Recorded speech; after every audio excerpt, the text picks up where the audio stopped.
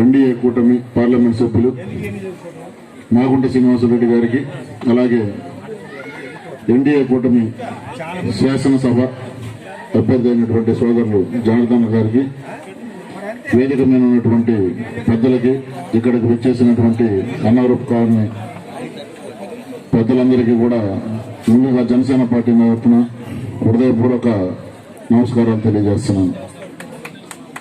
మీరందరూ కూడా ధర్మం తరపున పోరాడుతున్నారు కాబట్టి ఈసారి ఎట్టి పరిస్థితుల్లో ఎన్డీఏ కూటమి అభ్యర్థులు జనార్దన్ గారు అలాగే మాగుంట శ్రీనివాసరెడ్డి గారు ఇద్దరు కూడా సైకిల్ గుర్తుపై గెలిచి మీ అందరికీ అండగా నిలిచి మీ సమస్యలు ఈసారి తీర్చే విధంగా కూడా వారిరువురు కలిసి పనిచేస్తారని చెప్పి మనస్ఫూర్తిగా కోరుకుంటున్నాను.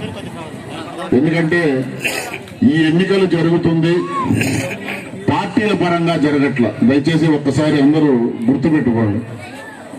ఎవరన్నా వైసీపీ వాళ్ళు ఉన్నా సరే ఒకసారి ధర్మం ఎటువైపు ఉందని ఆలోచించుకునేటటువంటి పరిస్థితులు ఎన్నికలు.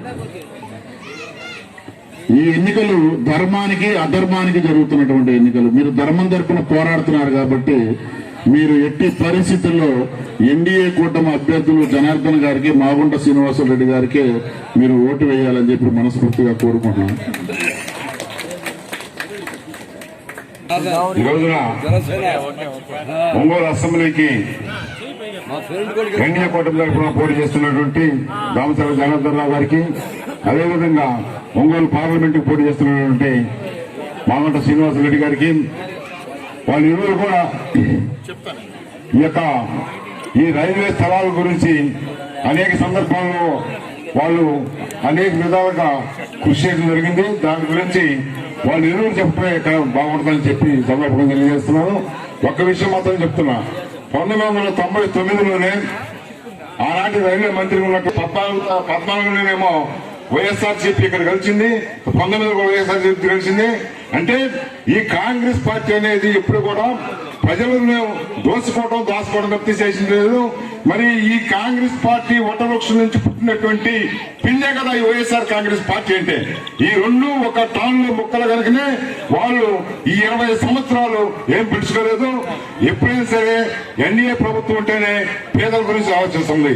ఒకటే చెప్పగలుగుతున్నాను, రాబో ఎన్నికల్లో ఈ రాష్ట్రంలో చంద్రబాబు నాయుడు ఆధ్వర్యంలో ఉన్నటువంటి తెలుగుదేశం పార్టీ కానీ, కేంద్రంలో మన ప్రీతం ప్రధానమంత్రి నరేంద్ర మోడీ గారి నాయకత్వంలో ఏర్పడేటువంటి ఎన్డీఏ ప్రభుత్వం, భారతీయ జనతా పార్టీ ప్రభుత్వం మాత్రమే మీ సమస్యను పరిష్కరిస్తుందని చెప్పి సందర్భంగా మీకు అందరూ తెలియజేస్తున్నాను సోదరులారా. ఖచ్చితంగా అది జరుగుతుంది. మనకు ఉత్తమమైనటువంటి ఇద్దరు నాయకులు ఉన్నారు. వీళ్ళ ఆధ్వర్యంలో ఖచ్చితంగా